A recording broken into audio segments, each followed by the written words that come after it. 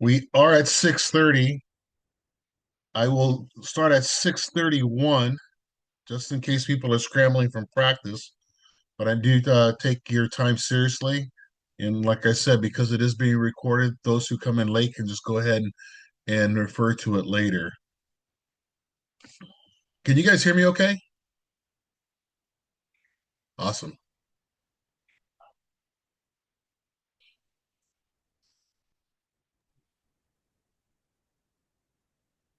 Awesome.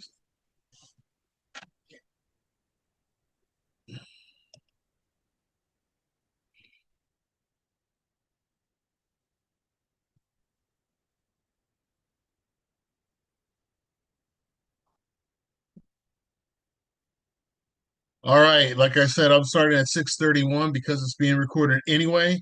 So those who come in late, they can just figure it out later. I just want to say that I appreciate you guys being here, and you know that my phone's always available. Sometimes it's by text, which is easier, and I'll get back to you, but I will always get back to you. All right. I'm just going to get right into it on, let's see here, share the screen and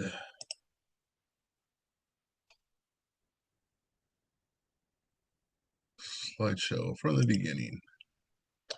All right. Now, okay, get rid of this. This is the exact PowerPoint that I've shown to our officials and our instructors, and we're trying, like, once again, trying to be on the same page as far as on what NFHS is and California Football Officials Association are trying to trickle down to us. So, number one, on the rule changes. Now, it says here that effective 2026, that the stuff hooked onto mouthpieces are illegal, but California actually implemented it last year. So this is not anything new for California. Here's obviously some illegal mouthpieces. And then you see the ones that have, for example, they call it the baby pacifier, and they have the little fans that are added to it. All of these are deemed as illegal. The legal ones are the typical ones that we've had in the past.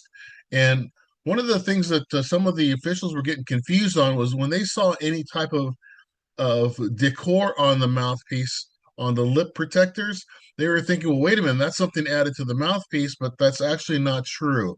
All we care about if there's something hooked on to the mouthpiece or hooked onto the mouthpiece protector that's not part of the lip protectors or the mouth protector. Effective in 2 years.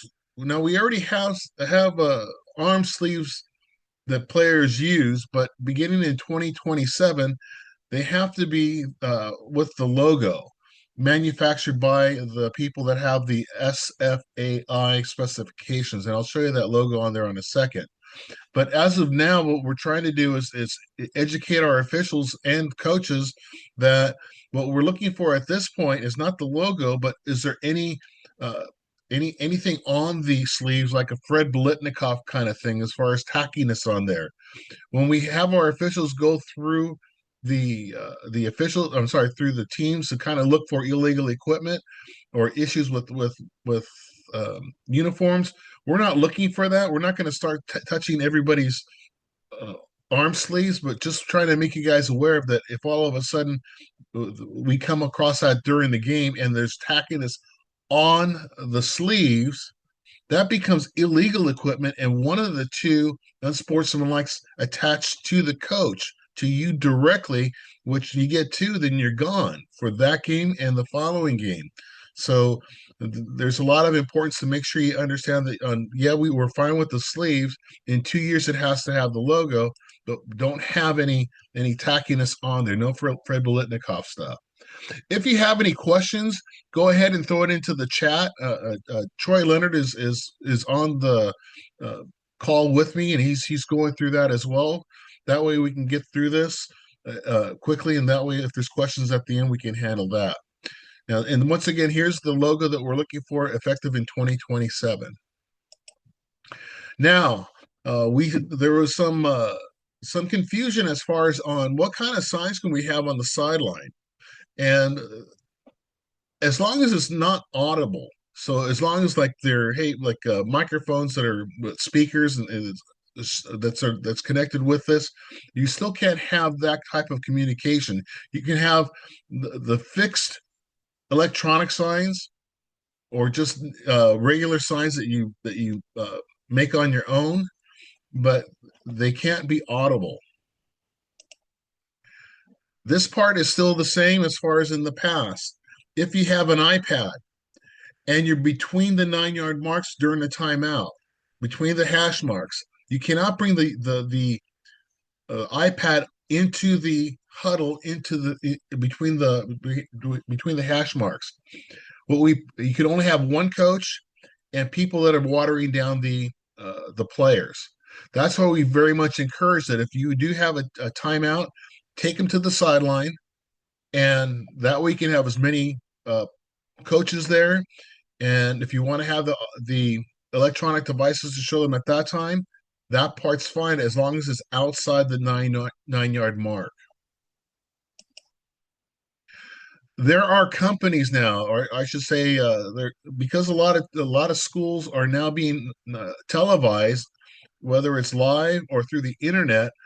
There's some producers that are asking, "Hey, can we attach a camera on the helmet, or can we add a microphone because we want to get that live feeling to our audience?" Both of these items are illegal. So as much as it sounds great to be part of interacting with the audience, both of these are illegal. So if someone comes up and wanted to put it on there, tell them no. You can have an official come over and we'll be the bad guy and say no, we don't allow it. But these production companies should know that California will not allow it.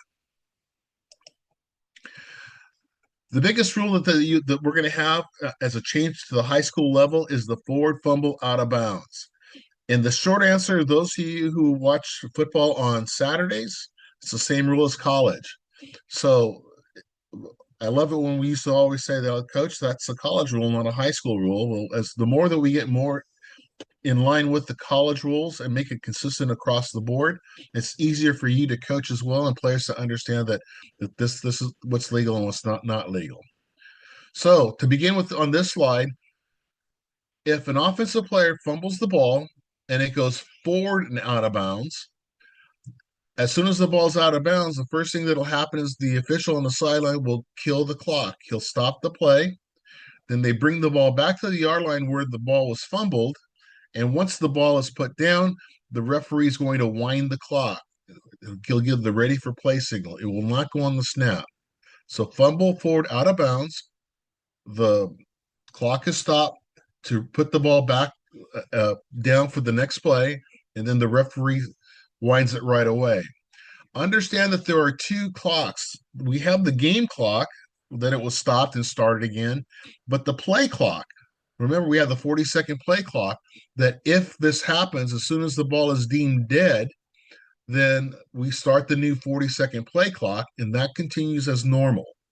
So all because of the ball is placed down, and now the referee winds the clock, you might be already down to 25 seconds, 20 seconds by the time the ball is being wound. So this is to remind your quarterback as well, you don't have a full 40 seconds once the ball is placed down.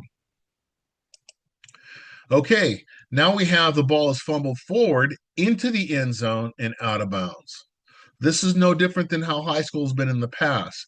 Ball not in possession, fumbled into the end zone and out is simply a touchback. I don't think I have to go past that. That's nothing being changed. Now, if the ball is in possession and fumbled backwards out of bounds, the clock will be stopped as soon as it goes out of bounds, but it will stay at that spot. That part hasn't changed since last year at all. Now, once the ball is out of bounds, the clock is stopped by the sideline official. The 40-second play clock starts. The ball is brought to the inside hash, and now the clock will now start on the snap, not right away when the ball's put down because it was backwards and out of bounds. So this just helps you, like if we're getting toward the end of the half and timeouts are important to you guys. And when in doubt, ask the sideline official or ask the referee, hey, is the clock going to start? Is the clock going to stop? Because this is a new rule, when in doubt, ask the official. They should know the rule. Now, remember, we're talking about fumbles that are forward and out of bounds. When the quarterback pitches to the back and he does not catch the ball, this is called a muff, an unsuccessful attempt to secure the ball. So the quarterback pitches the ball to the back and it goes forward and out of bounds. This is simply a backwards pass because that's what it is. And then it went out of bounds. So if it bounces off the running back, it goes forward out of bounds uh, or anywhere out of bounds because this is a backward pass that ended up out of bounds. The referee will stop the clock, will bring it to that out of bounds spot, bring it in, and once again the clock will start on the snap, not on the ready for play. Now we have a runner that's in the end zone. Let's say the quarterback scrambles out of bounds, he gets hit, the ball pops out, forward and out of bounds. Like the past, like the previous slide earlier, the first slide, we bring the ball back to where the ball was fumbled. Oops, let me go back. Where the ball was fumbled, and now has the ball in his own end zone. This would be a safety. There is an exception. So if, let's say it's not a running play, it's a punt, and now your receiver catches the ball inside the 5, and his momentum takes him into the end zone, and this exact scenario happens, he gets hit, ball pops loose, goes out of bounds. We're not bringing it back here and calling it a fumble forward out of bounds. Momentum would still apply. We bring it back. The referee, I'm sorry, the back judge is going to beanbag the spot where he possessed the ball, and momentum's now going to be where enforced where the ball was caught. We bring it to that spot, and the receiving team retains possession. It is not a safety. I'm hoping that if there's any questions, once again, either don't let me go past this. I want to make sure that you guys are clear with what we're doing. All right. Now this is when we have a change of possession. Offense is driving in, and let's just say this is the quarterback once again. He's driving in, he fumbles the ball, it goes into the end zone. Doesn't go out of bounds, it's actually recovered by the defense. The defense is trying to run the ball out, and he fumbles the ball while still in the end zone, and it goes forward and out of bounds. Because he never brought it all the way out, we would not call this a safety. We would just keep that as a touchback like in the past. The only way it would become a safety is, let's say this B1 has the ball in the end zone, comes onto the field of play, and now puts himself back into the end zone and now fumbles forward and out of bounds, then that would become a safety because he's brought it out onto the field of play and then went back in the end zone and fumbled forward out of bounds. A lot of words for that, but I hope you understand that part. Any questions? Okay. The illegal participation, this is a whole bunch of stuff that has been deleted, and all they're trying to do is standardize as far as on when you have too many players participating, where the enforcement spot's going to be. This rule does not allow a team to gain an advantage by entering and participating during the play. There was verbiage before that actually had an advantage to the person participating. We don't want to do that. And so NFHS has simplified that. I don't think I need to get too much into that. It's just where the enforcement spot is. The editorial changes. This is pretty quick as far as this is grammatical changes or just simple additions like on here. It used to be an illegal jersey if you had your mascot on there or the name of your school or the nickname of your school on the jersey. It is now legal to go ahead and have it on there, including a player's name. So just to be clear, what we're looking for is the visiting team has white, the home team has dark, and these um, logos and such are now legal. There was a change as far as on when we talk about a loose ball play. This is a definition. A loose ball play is action during a free kick or a scrimmage kick. And when we talk about other than post scrimmage, so post scrimmage is during a punt. So when the ball is kicked, that means the ball is now loose, whether it's during a kickoff or during a punt. It's just a definition that is considered a loose ball play. And then the same thing as far as on a loose ball action during a running play. And if the ball is either fumbled, pitched, anything along those lines where the ball comes loose, whether voluntarily or on purpose, that just adds the action of a running play is not a loose ball play until the action is deemed that by the action of the runner. This is really nice as far as on cleaning up on how we judge hits against a defenseless receiver.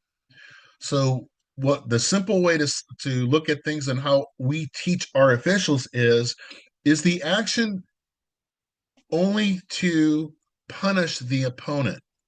And we old school used to be we're going to jar the ball loose. We're going to so it had nothing to do with making a tackle or making a play on the ball. It was simply trying to rock the player while he's in a defenseless position and just cause an incomplete pass. So what we're looking for now are do any of these three things happen that make it a legal play, not uh, contact against a defenseless player? So number one, if the contact that's made by the defender to the person trying to obtain the ball, are they both going for the ball? Is it incidental contact?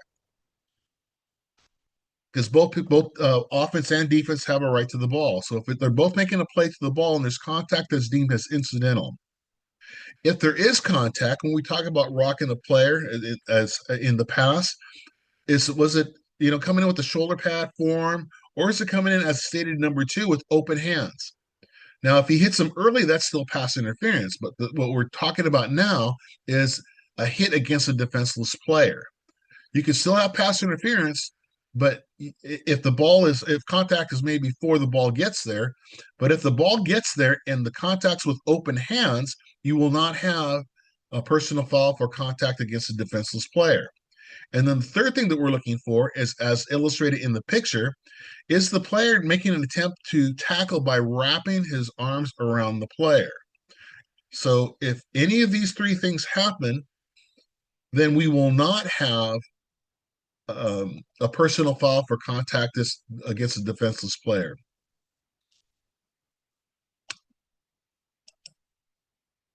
Here's the editorial changes as far as on just changes in verbiage. I'm not going to waste your time with that part. And now, new rules and rule reminders. The home team has to have the same color jersey. I know that some schools sit back, well, we have a lot of kids out here. We're going to wear our blue and our red jerseys. And I said that only because I know a school that has that, or we're wearing our gold and our black jerseys. Can't do that. The dark jersey has to all be the same color, not intermixing. And the visiting team has to be white. So if the home team comes out with anything that's different than a teammate, it's considered a illegal jersey. If the visitors show up with a dark jersey, it's up to the home team to make the change. We play the game, but we will write up a report and send it in that the visiting team did not comply with what they're supposed to do. There are times when there are crosstown rivals that both teams want to wear their home jerseys, as like in the SC UCLA games. where both teams will wear their home jerseys. Before you do that, now Rick Shear is no longer the assistant commissioner. I believe it's Joe Hogart. He took Rick Shear's spot.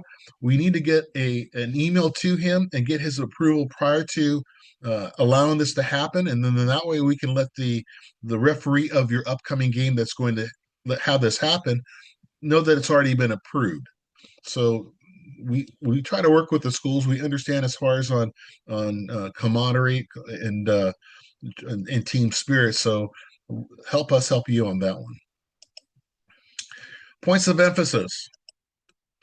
As far as on legal and properly worn equipment, sportsmanship, and we talked about the defenseless player targeting already. So this is a great slide to have as far as on what do you have to have. And this is, all of you probably already know this, but the biggest thing that we always try to have a problem with are the pants covering the knees and the jerseys covering the shoulder pads. Steve Coover, who's the state rules interpreter at our California Football Officials Association meeting, where all the instructional chairmen from all 13 units came together, said that last year we've been very successful in getting this corrected. Okay, go ahead. Ed asked the question, can you discuss defenseless player penalty on onside kick? Okay, well, yeah, I wouldn't call it. If you're talking about a defenseless player, we're talking about that it's the person who's trying to catch the ball. If we're talking about just someone um, uh, trying to clear out a person where we have the kickers running downfield, and we have a receiver who comes on an angle to hit the K the kicking team trying to make a tackle, that would not necessarily be a hit on a defenseless player. It would be a personal foul for an illegal hit, or you could have a foul for a blindside block. So once, as a reminder on blindside blocks, if you're trying to line up uh, a kicking team trying to make a tackle on the receiving team, and you line them up, as long as you do it with open hands, that is not deemed as a blindside block. But if you go at the person with shoulder pads, forearms, anything else that open hands, then that is considered a blindside block. I hope that answers the question. Go ahead and put yourself on unmute yourself for that, or whoever asked that question, because I want to make sure that I answer that to your satisfaction. Yeah, hi, Paul. I was talking about when the ball bounces, it hits the player and the player gets wiped out. And is that hitting a defenseless player? No. Once again, we're talking about you could have a personal foul by the action of the hit, but that's not hitting the defenseless player. Okay, thank you. Okay. All right. Moving forward on the equipment part. Here we have 5 slides. Jewelry is still prohibited. Always has, always will be. So if we see it, we'll tell them take it off. On visors, the shields, they have to be clear. No such thing as I have a prescription for the shield. You are allowed to have tinted eyewear, and that's either glasses or goggles. Now, if you have those, it's very much recommended that there's not a shield on the face mask and having the glasses that are tinted and goggles, because the reason is that they want the medical staff that if they're worried about either a neck injury, spinal injury, then if the kid is unconscious or they're trying to look into the kid's eyes and they're trying to move the glasses or the goggles and there's a shield in the way, that makes it difficult for your medical staff. So if they have a shield, they can have a shield. It has to be clear. If they have to have tinted eyewear, then it's recommended. They can still have a shield if they want to, but it's recommended they not have a shield. So that way, if the medical staff has to get to the eyewear to look at their eyes, they're able to do that. On slide number C, Oh, remember, the eye black is eye black. One swipe and that's it. If you have the patches that go under the eye, then um, that's still where you can't have put on a zip code or logo kind of stuff other than manufacturer can be on there, but anything else is deemed illegal. As far as the adornments, that has not changed. And I think that all in all, most schools do an excellent job in not having the extra stuff. One thing that I'm trying to have our officials more in tune with are the patella tendon band. And I know that there's some schools that buy some expensive ones, and there's other schools that are scraping for money that they'll just take either tape or pre-wrap and make their own. And we don't consider that an adornment if they're trying to make something like that a patella tendon support. So understand if there's something else that we're missing, let us know ahead of time, or especially let me know ahead of time so I can tell all of our officials, yes, this is allowable. And then the last thing is on the towel, can't have a streamer and you can't have the long one. It's there's one standard size and it can be multiple colors now. As far as you remember how we used to have only one color, we can have multiple colors now, so that helps us as far as not having to be the towel police. Getting to the knee pads, once again, this is not, well, hold on, let me go back to the other slide for a second. Yeah, okay, this is not considered illegal equipment. It's considered improperly worn equipment. And so we'll continue that if players want to wear shorts where there's no chance on covering that knee pad, or they wear the short shorts and they wear leggings and it's oh no, it's all one color. No, if they don't have pads covering the knees, we're going to continue to just send out the player. It's not a foul to the head coach as well as on the mouthpiece or the covering the shoulder pads. We'll just continue to send them out. There is a rule now. We used to have some kids that would have the mouthpiece dangling and then have a second one in their mouth. The rule now is they can only have one mouthpiece and it has to be in their mouth. So understand that they do have to have the mouth protectors, and the mouth protector has to be worn properly. It was brought to my attention as far as when we have more and more players wanting to do the Steph Curry, where they're chewing it on the side, where it's halfway dangling out of their mouth. I think that Caleb Williams does that too. There's a couple of pro players that do it as well, and the book says that they have to have it in their mouth. So if we're not looking for that, we're not trying to say, okay, who has their mouthpiece and who doesn't. But we have some officials that once they see it, they'll just send them out. So if we just keep the players in the habit of wearing them properly, great. And then the same thing, once again, we understand that there are some jerseys that are hard to keep completely covered, but if they come straddle up because of play, that's whether it's the shoulder pads or the knee pads. If they start off with the play where it's covering the appropriate items, we let them play. And then they just have to every play pull them over to cover what they're supposed to cover. But if there's no way that it can be covered, there has to be a change of either the pants or the jersey to make them legal. Sportsmanship. We're getting much more clarity. Hey, Paul. Yes. There's a question regarding midriffs. Oh, yeah. The jersey is supposed to cover get to the pants. If we know that there's some big boys, and I call them biggies, and there's no way you're going to be able to get a jersey that fits them properly.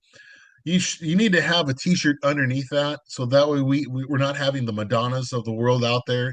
I don't need to see their bellies, and neither does anybody else. So if it's because the school can't get a jersey to cover a biggie boy, then we work with them, have a t-shirt underneath it. If it's some of these I love it when it's the defensive backs or wide receivers and they tape them up. to look cool and look like Madonna. I don't need to see that. They need to untape it and wear it properly. Hope that answers it. And back to on the sportsmanship. We love to see the action of the players get excited. So the high fives, the chest bumps, uh, all good stuff.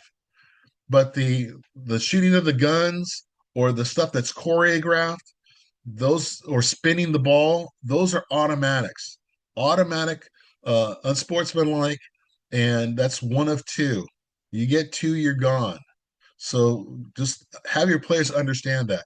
We're trying to get more consistent as far as on there are kids who get excited when they score a big play and they throw the ball and out of excitement and we've decided and I'm talking about not Orange County but as the Southern Section unit, we've decided that if the kid just he throws the ball because he's excited, he's a kid, then if it's just a small little toss and we just give him a warning, if he throws it where it's a holy, come on, kid, now you're making me work. I'm gonna have to go chase the ball, and you made me look bad. We may call a delay a game instead of an unsportsmanlike conduct. And if it's to an extreme where the kid takes the ball and throws it at anybody, whether it's an opponent up in the stands into the goal post, and that kind of action does still warrant an unsportsmanlike foul. So if they throw the ball where it's excitement, we'll give them a warning. If it's to a point where it makes us look bad, we may call it a delay of game. But if it's really bad, where it's like I say, throwing it at a person, into the stands, into the goalpost, into a padding, then don't be surprised if you still get an unsportsmanlike foul. And then we talked about the defenseless and targeting once again. That I don't want to go over that twice, so we already did. That's it on that Pin part. cameras. I'm sorry. You missed pin cameras. I'm sorry, Troy. You missed the pin cameras. No, I didn't. The cameras and the microphones. It said you Oh, can't. okay. I thought you'd missed it. I bet. No. Okay. Let's see.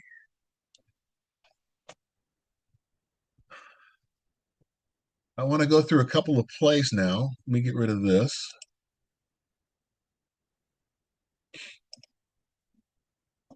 We have Orange County has gotten permission to do a pilot program. Here's a kickoff, and I'll first say what the rule says. The rule says that once the ball is marked ready for play, when the referee blows his whistle, all 11 players have to be within the 9-yard mark, inside the 9-yard mark. So that's where these arrows are. So if here you have everybody lined up, you can see that this player here is lining up off of here. We have our officials starting to line up. Then the whistle's blown. He backs out, and I just want to show you what's going on here. Oh, look, we have a new player out here. Now, whether he stepped onto the field at the last minute or he came from the huddle, I am not sure. But here you have that this player is not. I'm sorry, this official is not going off the field until he's told the kicker, don't kick the ball until the referee blows his whistle. Well, if that's the case, if he's still here, I know that the referee has not blown his whistle. So that means he's not inside the 9-yard mark. And we can all guess at what the reason is. Take it over here, do a pooch kick, and I'll show it to you as it goes. He's kind of hiding out over here. This guy's looking right at here, not even caring about him.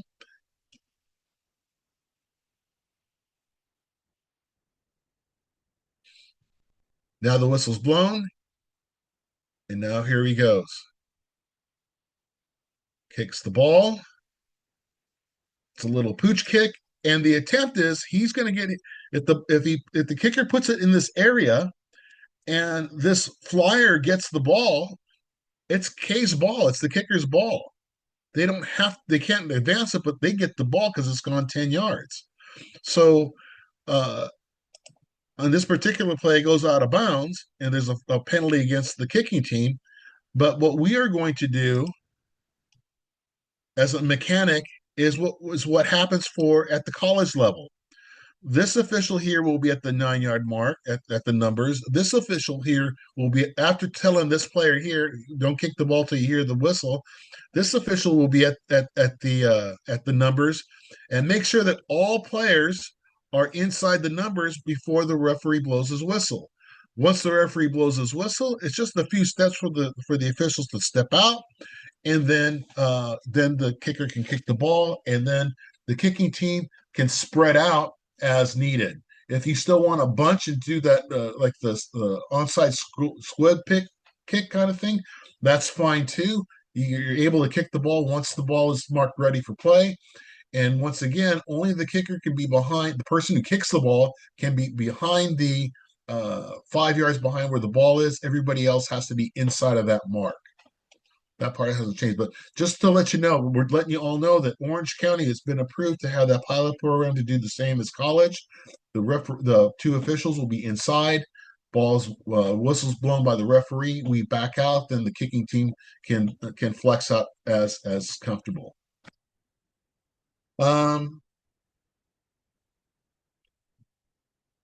There are well, let me go ahead and get out of this. Stop sharing.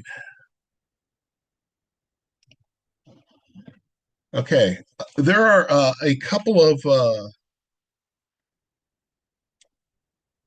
I want you to understand as far as one there are two types of blocks that are being taught that are not legal.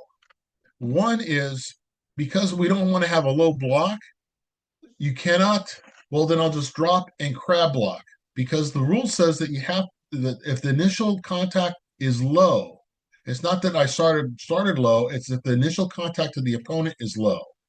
So if the offensive lineman crab blocks into the linebacker, his initial contact is low, that's deemed as a low block. There's something else that's being taught as well, where let's say it's a flanker who will purposely miss and then roll into the opponent. And I said, "Oh no, I missed the block," and he's just rolling to get out of the way. No, he's attempting to block the player by rolling into him. That is considered a low block as well.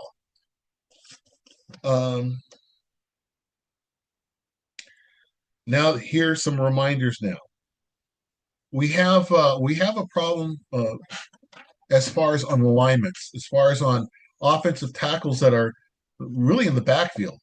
The offensive linemen have to break the waistline of the center. So there are a lot of times you'll have the guard that's breaking the waistline of the center, and then you have the tackle that's breaking the waistline of the guard. But the waistline of the guard is behind the butt of the center, and now he's technically in the backfield. So we need to make sure that we as officials are reminding coaches, hey, he's got to get up. If you get a warning, you get a warning. Lucky you. But if he's in the backfield and it's just ugly, then they're being taught to just go ahead and flag it. So that's one reminder. We want the players to still remember that they can check with the sideline official. Hey, am I on or am I off? I'm not able to really stand up and really do it, but when players point to the backfield, say, hey, I'm off, and they're close, then at least the official knows what you're trying to do. I'm teaching the guys that, hey, if they're close, but they're telling them what they're trying to do, and if that was the case, it makes them legal. Let the play go, but then come back to them and say, hey, you got to get back more if you're going to be in the backfield. Or if he says he's on and he's kind of on, let the play go. Tell him, hey, you got to get on the line more. But we don't want to coach the players right before the snap. We just know you got to scoot up, and now we have, illegal motion at the snap. But still, we'll talk to them. If it's ugly, then we can't save them. We can't save them. But still check with the sideline officials. One thing that I saw consistently last year is we have offensive coordinators who will have they get in their initial lineup, and the quarterback calls an audible or calls a hut, hut, hut, and then he backs out and looks at the offensive coordinator. Okay, what play do you really want me to call? Well, remember that play clock is going and I'm reminding our back judges, then you're really putting the back judge in a spot where it's like, then you're the one who's wasting your time trying to figure out what you want to do. So once the back judge puts his hand up for 10 seconds and then counts out the last 5, you know where you're at. And once that arm goes up, then don't be surprised that you get the flag for delay of game. If you're just running plays, we're not trying to be ticky tack as far as on a delay of game, because there's not visual clocks, but making sure that our guys have their hands up for 10 seconds and a nice big chop last 5 seconds, so that way you know how close you are. As a reminder, noisemakers are illegal in the stands. We've had complaints as far as on the bazooka and bells in the stands. Just know that those are considered a problem. We'll stop the game, and either that or there could be it could be a foul to the team. It's just like on the band continuing to play. We don't want that to happen, but we have to have the administrators get involved to make sure that doesn't happen, especially when it's brought to the attention of the officials. Are there any questions? That's pretty much all I have. No. Nothing in the chat, Paul. We're good. Wow. Well, like I said, for those who don't know this, we have an unwritten rule at my house. I go to games on Friday nights. My wife works very hard. She's very much involved with Sam's Club, and so when I come home, she needs her sleep. And when I come home all amped up because of my game or other games, she says, just go out with your friends, unwind, because by the time we get out of the game, it's 10 o'clock and it takes me at least a couple of hours to unwind. I'm somewhere. So if there's a play that you just don't agree with, don't know about, pick up the phone. I'm up. And then that way, if you find out that you're right, I will get to the officials. I may ask for some footage. But if it's wrong because, oh shoot, that's a college rule, not a high school rule. Okay, thanks for letting me know. Will you tell the officials, hey, we talked to you about it, we're good to go. And then the last part on that is that remember that if you continue to send us game footage as far as on, hey, we have these problems with these particular plays, we do review them. Jim Stickney is the first person that starts to review those, and we get better because of your help. So please continue to do that. We're very grateful for that. Other than that, have a great season. Great seeing all of you guys, and this meeting's over. All right. Thanks, gentlemen. Thanks, Paul. Troy, thank you. Thanks, Paul. Absolutely. Thanks, guys. Yeah.